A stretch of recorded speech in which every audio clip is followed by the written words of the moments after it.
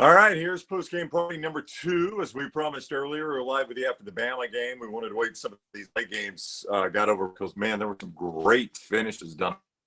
To the horn, field goal as the clock expired. Utah upsetting USC.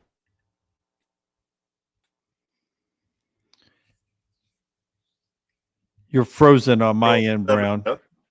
You're going in and out. You're freezing on my end. Is it me or is it you? Let's check the chat room, see who it is. But my Arizona State, I'm according to Lunsford, it's me. I'm super laggy, he says. Yeah, you were doing it earlier. Now I'm doing it. So I don't know. Arizona State about to go up maybe 8-0 on Washington. So a wild night here. A wild night tonight. Yeah, absolutely it was. I didn't hear most of your question, so I'll just start with reacting to just all the games and just how close they were. I mean, there were a lot of big spreads. You get the worst loss of the night being North Carolina, losing to the worst Power 5 team, I thought, in Virginia in that contest. So for Carolina, I mean, there goes, I guess, their playoff chances. I mean, you can still work your way and win the ACC championship, but that's a bad loss. And if there's several one-loss teams, losing to Virginia, who's now 2-5, 31-27 at home, I wouldn't think that gets you back into it. The USC loss isn't surprising. It's 3 in a row for Utah, I believe, against them. Maybe it's 4 in a row for them against them. But, it just shows you how just winning is so important, winning and surviving. Which makes what Alabama and Ole Miss did today that much more important. It does. I mean, anymore, just winning games, right? And, even if you're not going to be dominant the way Alabama used to be, Alabama won. That's something USC can't say, something Clemson can't say, something North Carolina can't say. That North Carolina loss, that's the one that's inexcusable. Like USC lost to a good team in Utah. Boy, North Carolina lost maybe the worst team, man. Maybe the worst team in Power 5 football in Virginia. I mean, just an awful loss at home, Dunaway, at home. Yeah, absolutely. That's what we were just talking about, and I'll tell you, for that offense to be shut down by Virginia 31-27 like that, Drake May still ends up with 347 yards passing, but one interception. Stat-wise, looks like a good night for him, but 31 points given up by Gene Chizik's defense, not a good night for Carolina. Yeah. Christopher wants to know if we're going to eat crow tonight. I'm not sure what we're eating crow on. Which one are we eating crow on? Do you know? I don't know. No clue. You'll have to let me know. We'll eat it if we can. Troy, he would trade any offense in the state of Alabama for the Auburn offense. Worse than 2012, he says. It's pretty bad. I mean, what was it? 4 first downs in the first half and into almost the fourth quarter with only 1 first down in the second half. Did they get over 100 yards passing on that last drive? Did that get them over 100 yards? I will say this, Dunaway, when 122. When Ole Miss scored their last touchdown, and then the game was effectively over, Auburn had picked up 5 first downs at that point in the game. 5 first downs. Yeah, that's what I was. 4 in the first, 1 there deep into the game in the second half. I mean, that's just not good offensive football. I thought they played their hearts out to be at 14-14 at the half, and it was only 21-14 going to the fourth quarter. So you still had a chance despite really not doing a whole lot except, running the football and not even doing that great. I mean, they just had a couple of big timely runs. Defense played their butts off. About as long as you can play your butts off with little depth on the defense.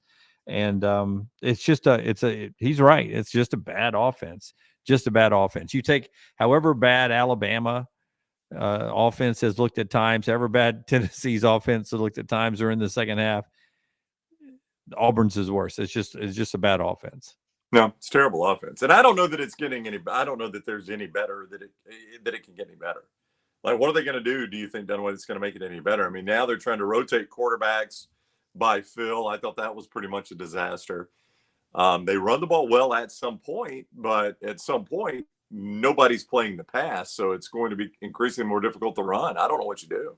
Yeah, Hugh said afterwards that he did not think the rotating of the quarterbacks cost them the football game. That was the plan. It's probably going to have to be the plan all the way through. I thought it would be more Robbie Ashford tonight, but as the game went on, I felt like, probably we're getting a little bit more out of Peyton Thorne sometimes. Just no rhythm to it. I thought Jarquez ran hard, had that one big 53-yard touchdown right up the gut, almost busted another one. It would have been interesting to see if that one hadn't gotten stopped. If that one had gone all the way, it'd be interesting to see what that game would have been like. But good win from Ole Miss. They're now 6-1. 3 more wins by Ole Miss wins me a stake. I get the bowl game, so there's some real possibility there for that one. And for Lane and them, I mean, they're 13th in the country. Their only loss is to Alabama. So if Alabama keeps winning, that's a good loss. So who knows what could be down the road for them. If Alabama had dropped to Tennessee today with LSU coming in, they'd have been thinking about Atlanta all of a sudden. Yeah, that's true. I mean, right now, somebody was already asking me today, hey, what's the 3-way tiebreaker, Alabama, LSU, and Ole Miss? I'm like, I tapped the brakes on Ole Miss just a little bit. I mean, they still got to play Georgia. Yep. But I get it. He's an Alabama fan. He's wanting to go ahead and get the tiebreaker in order just in case. Well, I mean, Alabama's got Kentucky and Auburn at Jordan-Hare and LSU. Ooh. Yeah. Well, I mean, I think that was his point is, now you can lose to LSU if Ole Miss doesn't lose again. I think that's why he was asking me that. But I think Ole Miss is going to lose again. I think they'll lose to Georgia. But we talked a lot about Alabama. Some of you are asking Alabama questions. Obviously, happy to address those. We've got a whole nother video that's up right after the Bama game. The biggest question I've seen 2 or 3 times here is why is Kool-Aid McKinstry not catching punts? Dunaway broke him. Dunaway broke him by warning him about the solar eclipse. He's afraid to look up in the sky now. I really think he was doing that beforehand. And I've heard some people say that that maybe the coaches have told him that unless it's a clean catch to where he can get a good return on it, not to risk injury. I just don't buy that. Nick Saban's never been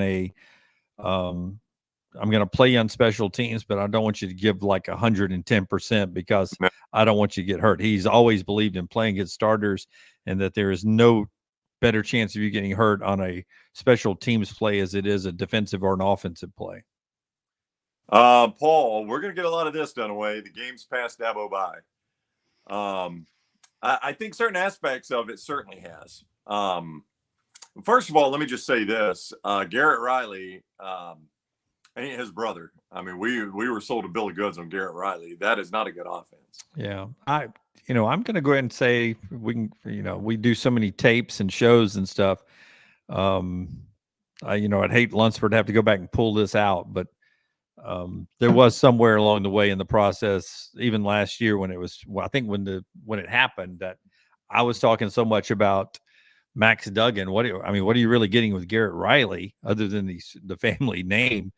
Because I thought Max Duggan bailed him out of a lot of stuff last year. So I think I was right about this one because he may be a great play caller and a great offensive coordinator. I think they got a quarterback problem. I think they got a receiver problem. I think they got an offensive line problem. So that's where I think the big problem is. I don't think their quarterback's great. DJ Uiagalelei got blamed for it last year. I guess Klubnik could get blamed for it this year. And their receivers aren't as good as, some other receivers at supposedly that level. But it's a bad offense too. You guys are exactly right, Paul, for bringing that up. It's a bad offense. He's going to get criticized for his lack of willingness to participate in the transfer portal in the NIL world. And he has been public about his feelings about that, Dunaway. So I think that's more where the criticism will come from on him if he can't get this turned around. And they're probably not done losing either. I don't know what this record will end up, but they're not a very good football team right now. Boy, the end of that game, that play call in overtime was not good. It was not. I think they do NIL though, right? It's the portal that he has. I think their players do get paid, and sort of like Alabama, he tries to do a big team wide thing, but I think they're participating in NIL. It's just the portal he's really against, right? Well, I don't think you cannot participate in NIL. He was the one though that said the day players start getting paid is the day I'm going to retire. So right. That's I think Dabo is probably not fully participatory in it, but knows you've absolutely got to do it. Well, I mean, you got, Peter Woods is sitting there who I think played well tonight. Peter Woods is a guy from Thompson who I think could help any defense out. He's still getting some big time recruits, just not at some of the positions where they were elite when they were elite. And it does look broken. I hate the whole the game has passed you by, but they are 4-3 and coming off a 3-loss season. So you do the math. I guess they're 14-6 over their last 20. As I just do that in my head right there. I mean, that's not trending in a normal Clemson direction. But Trevor Lawrence and Deshaun Watson, Taj Boyd, they're not walking through that door. Cade Klubnik ain't it. They're not. Hunter, did Jaden Daniels just go to the top of the Heisman list? Penix is struggling. He is struggling. He's thrown 2 picks in this first half, and they have not scored a point and a half against Arizona State here. Yeah, well, Jaden Daniels would have been in the mix regardless. I mean, the whole ranking of number 1 right now, but there's another major upset. Could be a horrible day for the ACC and the Pac-12. Oh, yeah. If Arizona State's up 7-0, approaching the half here, and if Arizona State somehow 1-5 Arizona State somehow shocks Washington on this day where you could debate who's the worst Power 5 team, Arizona State and Virginia, and they'd each get 2 top 10 wins, that would be pretty amazing. That would be wild, wouldn't it? I mean, we were this is, why when people start talking about having 4 or 5 undefeateds, you always have to say, guys, come on. Every year this cleans itself out somehow, and these are the types of days that end up cleaning out these undefeateds. Yeah, you always remember October 21st. Always happens that way. Yeah. But they're down 7-0 right now.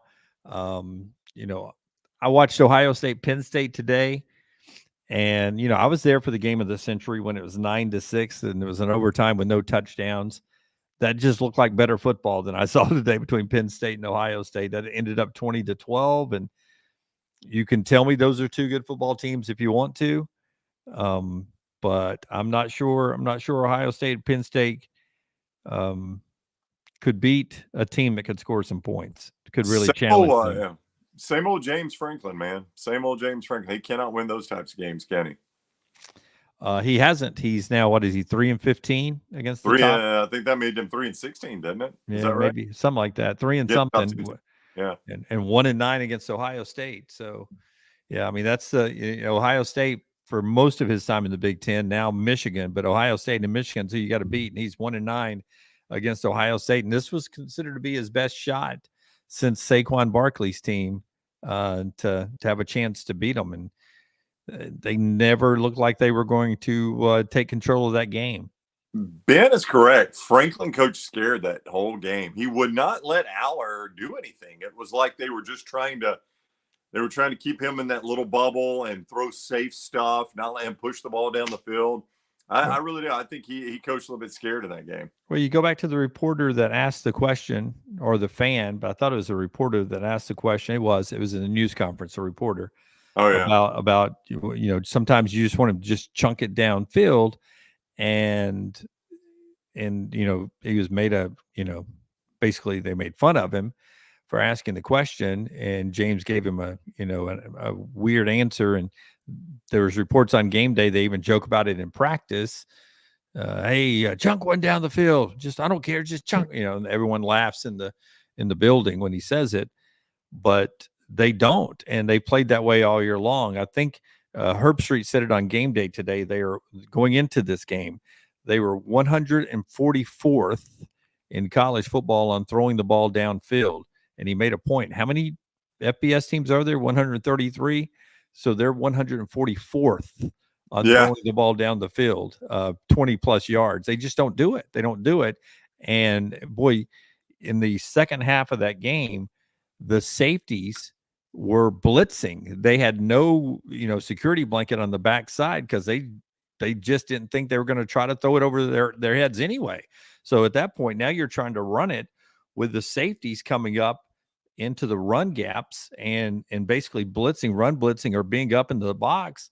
It's hard to run the football in that situation there. You got to at least try to take it off the top. Paul says Heupel coach scared the entire second half. We talked about some of that in the previous video.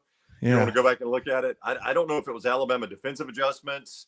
They were a different offensive team, though. They were not the same team. And he did call a different second half. Now, again, Dunaway, that could be credit to Kevin Steele and just stuff they took away from Tennessee. That's right. I think one thing that happened when Amos came in that took away Squirrel a little bit for them. He was having a pretty good day against Terrion Arnold. When Arnold got hurt and Amos came in, I don't think Squirrel was there as a security blanket anymore. They started spying Milton, which took away the easy escape runs with the linebacker there, the middle linebacker, 32. And then, I thought the pressure from the front, they were able to start getting pressure with just the four rush, which left 7 in coverage, which I think limited them as well. So I think a lot of things started going right for Alabama. But the best thing that happened to the Alabama defense was the second play of the half when they got the big, long touchdown pass. It gave the whole place a little juice, and that I think that helped the Alabama defense even more, and probably put a little pressure on Heupel and Milton that, oh, crap, that was 2014, and we got to go do something. Worst game of the day, according to Tyler, Arkansas and Mississippi State. I know you were in transit some during that game to Tuscaloosa. You did not miss anything. He is absolutely right. That was the ugliest game of the day and a terrible loss for Sam Pittman. Yeah, a good one first. Let's go positive with Mississippi State. I think coming off of a bye week without Will Rogers. So Mike Wright goes out there, and we talked about Auburn's offense. I mean, this is Mississippi State. God rest his soul. This is really the team Mike Leach built. 85 passing yards to win a road SEC game. They passed for 85 yards. Yep. 1 touchdown, 1 interception. And, did they run it a lot? No, they only ran it for 120 yards. So 205 yards of offense won the football game today for Mississippi State. 205 yards. Squirrel had 100 yards receiving against Alabama in the first half. Milton and them, over 300 yards, I think, in the first half against Alabama. They won an SEC road game with 205 yards of offense. Yeah, that's bad football. Neither team passed for 100 yards in that game. Yeah, it was tough to watch. He is absolutely right. Absolutely tough to watch. Bob asked who FSU will play in the ACC championship game. Woo, good luck on that one. I guess still could be Louisville. Yeah. Still could be North Carolina. Could be Duke. That was Duke's first conference loss tonight. It was. I mean, and if you're watching, and I know you were, but for those of you that may not have been, you're watching that game. It was 2017 when Riley got hurt again. And, Duke was driving. I think it was 2017 Duke. Yeah, it was. And so he's playing hurt. And he was working it out and looked like he could do enough to go back in. And I guess Elko just didn't want to let him go back in and not be able to protect himself. But right now, 1-loss teams to go with unbeaten Florida State. Louisville's got 1 loss. North Carolina's got a loss. Duke's got a loss. And Virginia Tech, who's 3-4 overall, but they're 2-1 in the SEC. So they've got a loss. So right now it'd be Florida State against one of those 4 teams, whoever survives the wheel of destiny in the Atlantic Coast Conference. Boy, it's back to that, isn't it, Dunaway? Yeah. I mean, Florida State's certainly in the driver's seat to get to that game. I have no idea who they'll play. NH3425 says Mike Norvell should be shortlist for coach of the year.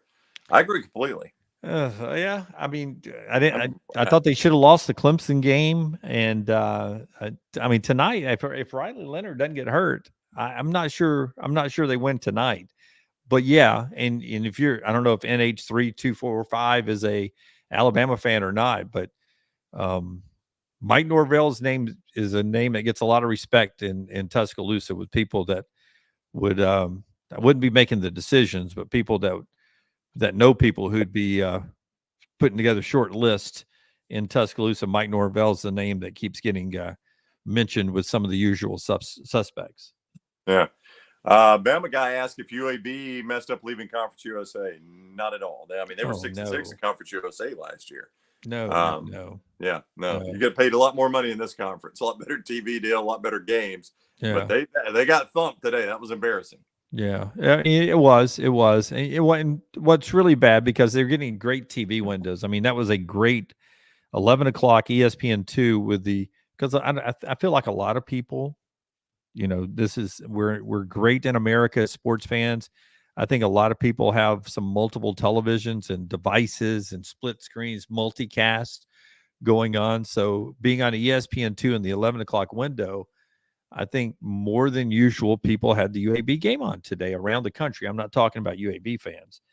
And just the way the stadium is set up, I mean, I got at least one email and two Twitter messages about how embarrassing it was for the UAB fans today with no fans there.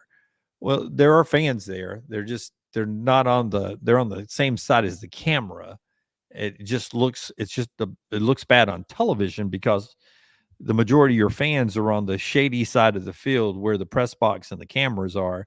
So you're shooting into very bright silver empty bleachers on the far sideline, and the crowd looks worse than a USFL game when really it's not.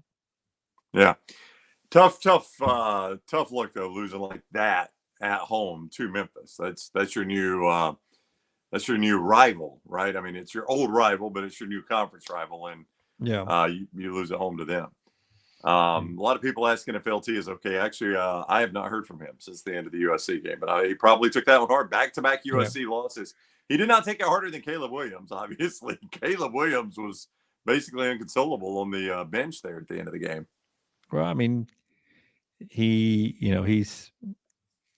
I don't know. I mean, I'm not going to suggest he would do this, but he was acting like that may have been his last USC game ever. You know what I'm saying? I'm the first overall pick. We've got 2 losses now. We're not going to play for a national championship. What am I going to do? Why am I going to keep playing? I mean, I don't know if it is. I'm just saying he was reacting like, well, that was it, man. That was my last, my long, deep desire to be the USC quarterback for 18 months. and it's all coming to an end now. I dreamed of being the quarterback at Oklahoma, and I mean USC, and now it's all coming to an end. But that's I would say it was his last meaningful USC game. I mean, it could be his last meaningful USC game because it's going to be hard for them. Well, yes, they've only got the one conference loss. That's you right. got to keep that in mind. Yeah. And I fall victim to that too. Notre Dame, much like with Duke, not a conference loss. So, you've got Washington, who's in jeopardy now. USC, Washington's unbeaten, but everybody else, USC, Oregon State, Oregon, and the Utah Utes all have one loss. And more losses coming because they all play each other. Let's see. I was looking back for Troy. Is New Mexico State the only Auburn win from here on? Absolutely not. In fact, Auburn is about to hit a pretty favorable portion of their schedule here. They host State next week. State coming off that win at Arkansas, but you just addressed the way they won that game. You're at Vanderbilt, and then you're at Arkansas, and then New Mexico State. You've actually got 4 straight games here before the Iron Bowl that are very, very winnable games for Auburn. As bad as Auburn is playing right now, those are very winnable games still. Yeah. And by the way, that if you win all 4 of those, which are winnable games, then you're 7-4 going into the Iron Bowl on what would be the worst roster Hugh Freeze will ever have at Auburn. But those are also losable games too. All of them are, yeah. Oh, except for New Mexico State. You'll beat New Mexico State, yeah. New Mexico State's better this year than they have been. They're 5-3 right now. New Mexico State is. But, Mississippi State, with their lack of offense, I mean, that could be a very, very low-scoring game. In fact, I would imagine Auburn and Mississippi State at Auburn could look a lot like Minnesota-Iowa looked like today. We'll get to that in a second. Auburn at Vanderbilt. Vanderbilt's defense is not very good. Auburn, I think, can move the ball against Vanderbilt. Auburn at Arkansas. Arkansas is a little bit of a mess right now. And KJ Jefferson, he was a little bit banged up in that game today, Dunaway, against State. He keeps getting hit a lot. You could potentially, I'm not predicting injuries. I'm just saying the way the guy gets hit, you could potentially play a limited or out KJ Jefferson. So I think Auburn's these next 3 games are definitely winnable games for Auburn. So Yeah, be interesting to yeah, see if Will Rogers is back. He's got a shoulder, so you never know the timeline of getting back from that one with yeah. Mississippi State. Yep.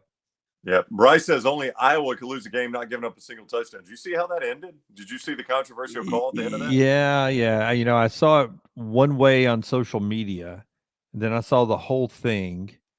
You know, the early on part of it. I still believe in my heart of hearts that you should have to go above your shoulders to get a fair catch call. But he did look like at one point he was pointing and waving off to get away from the ball. Which does that constitute a fair catch? Well, I think the way the rule is written is it's any arm motion above the shoulder, right? Right. If you go back and look, he's kind of shoulder height, waving off like that. I think the way it's normally called is any hand motion, like even that right there. Yeah. Right. Even like the safe sign. They're gonna call that, what it is called is an invalid fair catch signal. Is what they call that. The thing that would bother me is the fact, Dunaway, that it was called on review. Like they didn't blow it dead. They didn't blow it dead in real time. They're reviewing whether or not he was out of bounds because he fielded the punt over on the sideline.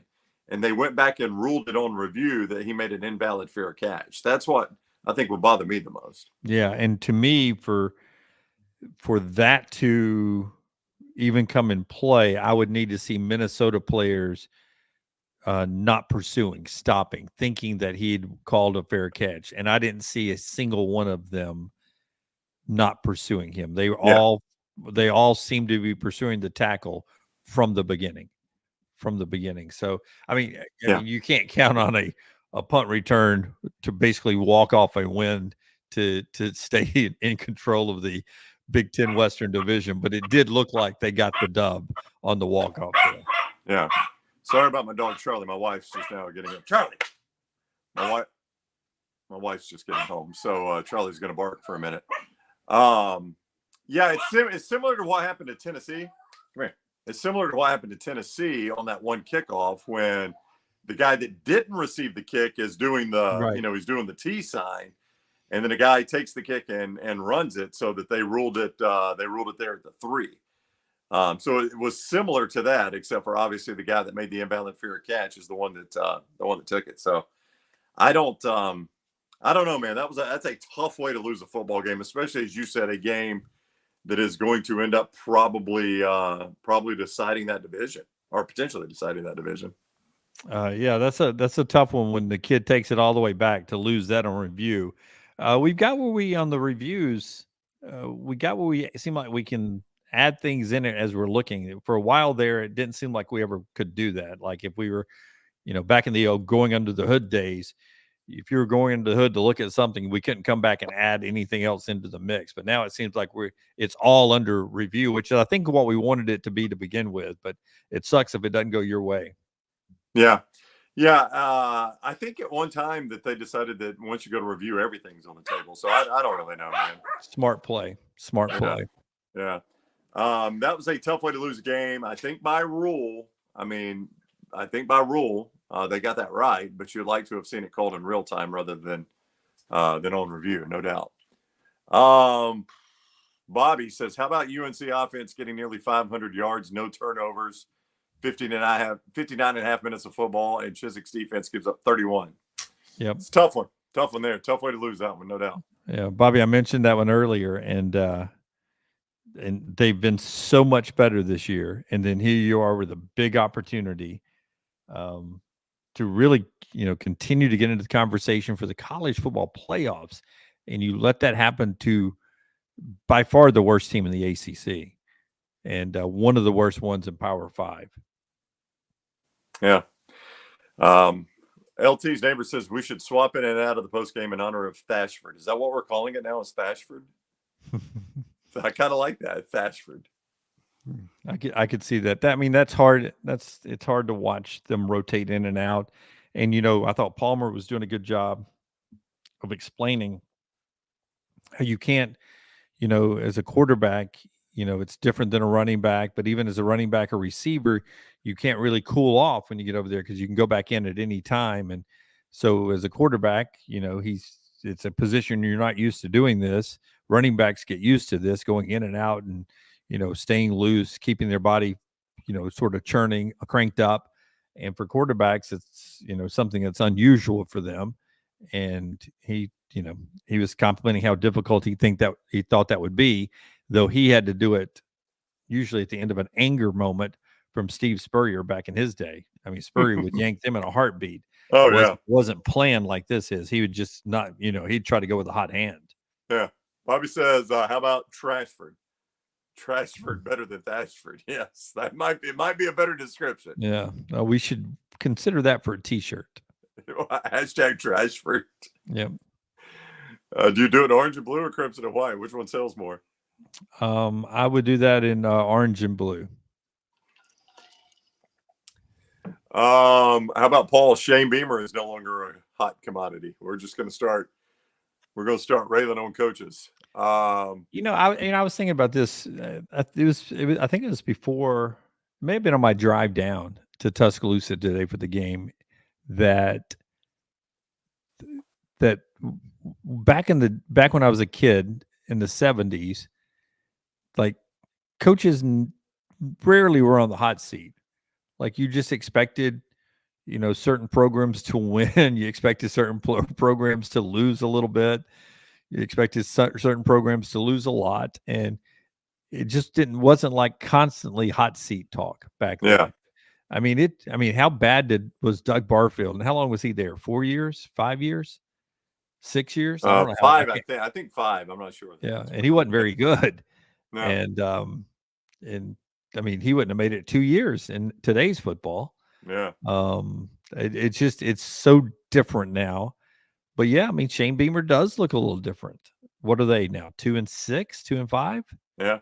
Very disappointing. Not going to go to a bowl. Oh, they may still go to a bowl. That was the Brown Bandits team today. Oh, it was the Brown Bandits team. Yeah. Brown Bandit loses on occasion. No. You think South Carolina's going to go to a bowl?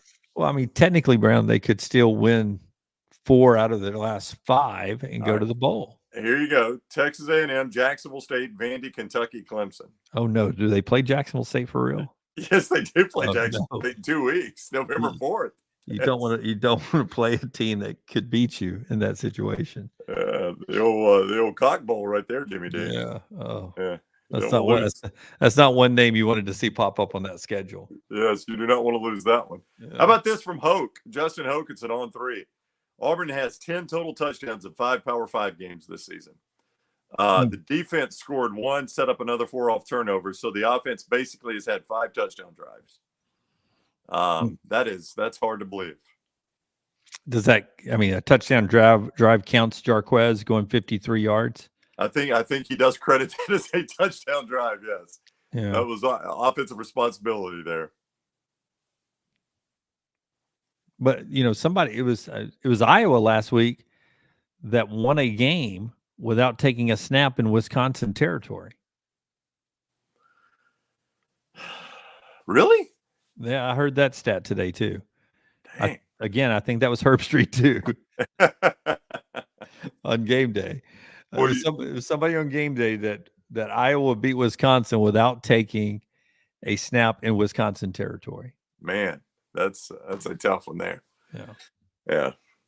Well, it's been a wild day. Ohio State wins, Alabama wins, Auburn loses, USC gets upset by Utah. Washington is only they're down 7-3 at the half here. Yeah, let's go one line reaction before we wrap up. I'll just call out games. Bama 34-20 over Tennessee.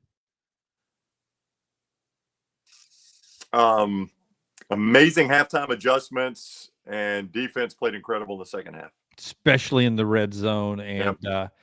And still do not understand how Tennessee let Isaiah Bond get behind you. The only way you let Alabama back in that game is one big play. Ole Miss over Auburn, 28-21. Auburn's offense is awful, and Jackson Dart's a baller. How good are those fans, though, man? It was a good atmosphere for a team that, you know, the entertainment value of that team is very low, but that atmosphere was really, really good. Do you agree with me on Jackson Dart? Do you agree with me on Jackson Dart's a baller? Oh, he is. He is. He's Yeah. not consistent, but he is a baller. LSU 62-0 over Army. I hate it they ran it up on our boys. Jaden, by the way, I like the all whites. I don't know if I've ever seen them in the all whites before. The yellow helmets and the white pants. I like that. Good looking uniform, and a good win for LSU off week, and then they get Alabama. Missouri, 24-3 at the half, 34-12. They beat South Carolina. Missouri is 7-1. Yeah, I keep doubting Missouri and especially Drinkwitz, and they keep making me look like a fool that I am. That's a really impressive job he's doing this year. I think right now he'd be your SEC Coach of the Year. We talked about Mississippi State and Arkansas. UCLA leading Stanford 21-0 in the third. Will be a good win for UCLA. Stanford's best moment of the year was last week against Colorado. 7-3 at the half, Arizona State and Washington. I mean, you drop in the polls just with this halftime score, probably, don't you?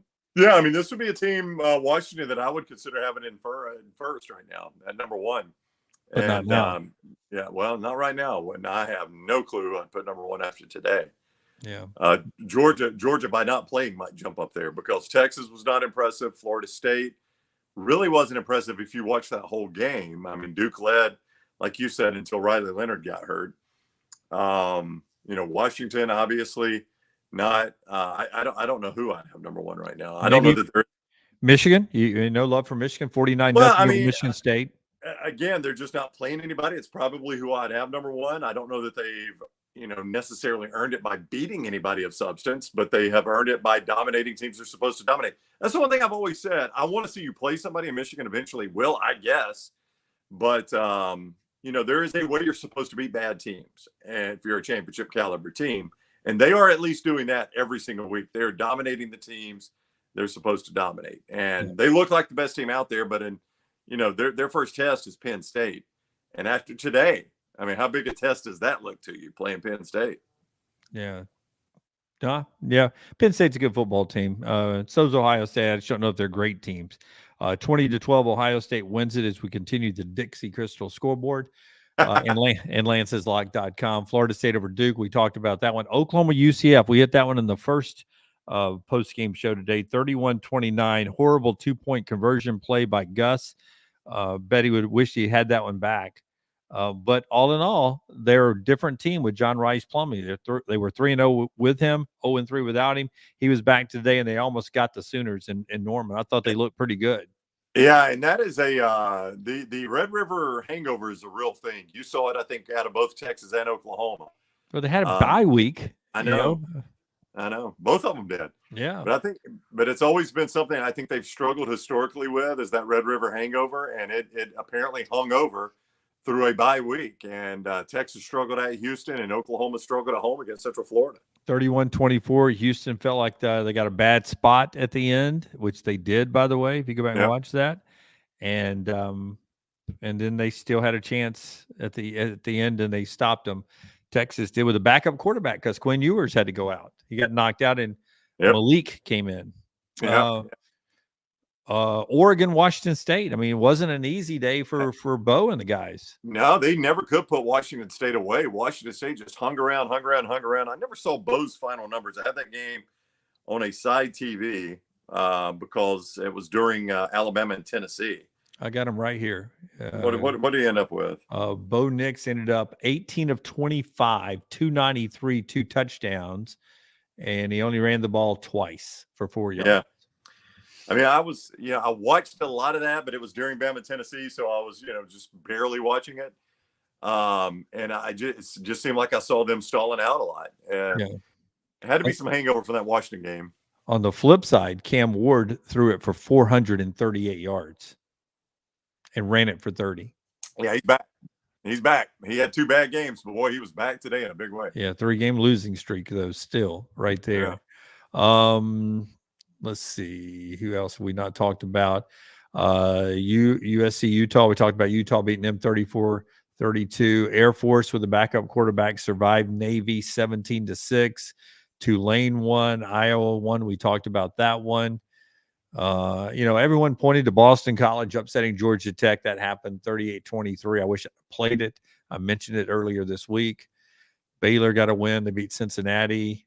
Dun, dun, dun, dun. Wisconsin got a win over Illinois. Yeah. Oh, how about Nebraska? Nebraska, how about 17-9 over Northwestern. They're 4-3, 2 wins away from a bowl.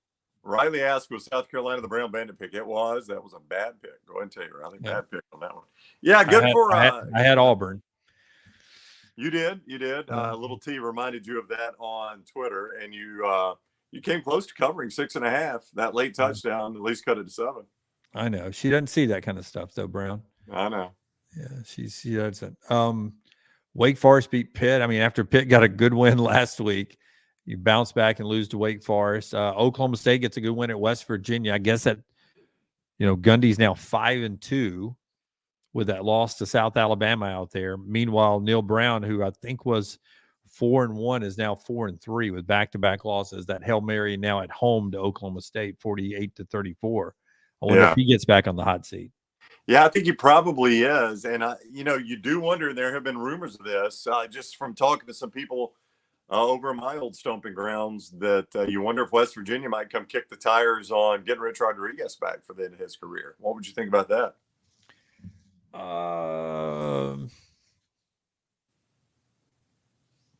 Yeah, I mean, can he get a Pat White?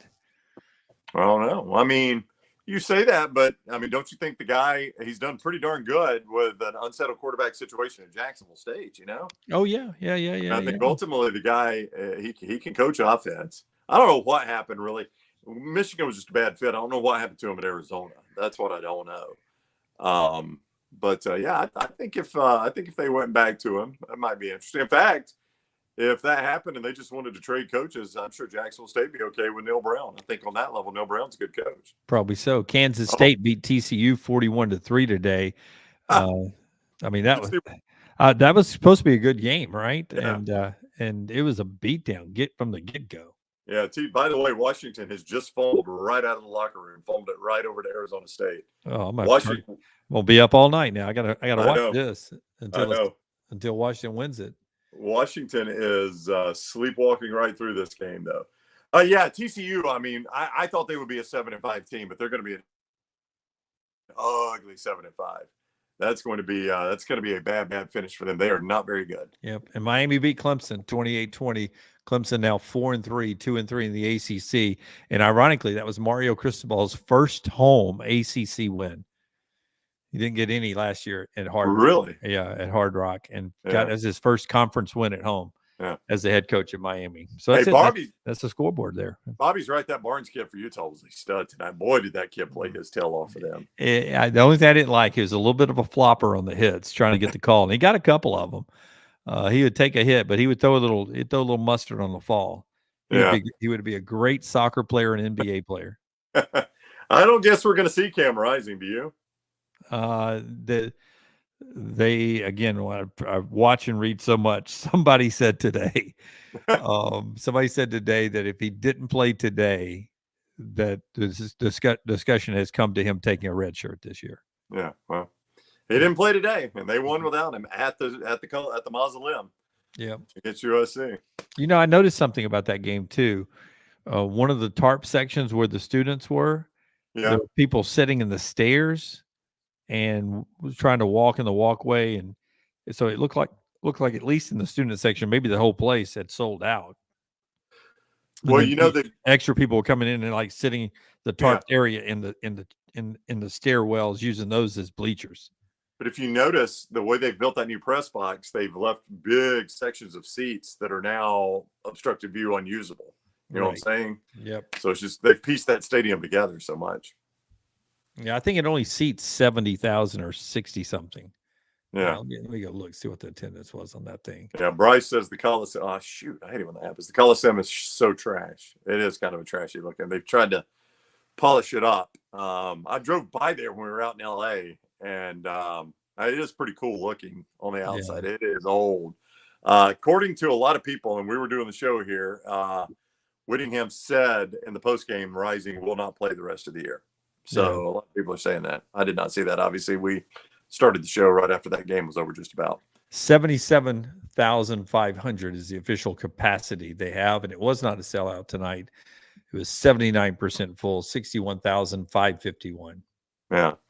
All right. Lance'sLock.com for your NFL plays tomorrow. Lance'sLock.com, and get those NFL plays tomorrow. And you can play them at mybookie.ag. Code next round. Get that 110% sign-on bonus, free money at mybookie.ag, and drink Coke according to Dunaway's hat. I got a Diet Coke right back there. I'm about to go finish off. I got a Coke Zero over there. It's going to keep me up until Washington takes control of Arizona State. Yeah, they overcame that fumble. They're getting the ball back. All right. Enjoy the rest of the games tonight. We will see you guys 9 o'clock Monday morning. Thank you for joining us for the late night version of the party. If you missed the earlier one, right after the Bama game, it's right there wherever you get our show on demand. You can go watch it on Twitter, YouTube, Twitch, wherever you get our show, Facebook, wherever you get our show. All right, enjoy it. Emily Grace's story is out as well on our platform. Go check that. It's her best one yet. Fantastic. Best one yet? Okay. All right. Best one yet from EG. All right. We'll see you guys 9 o'clock Monday morning. Have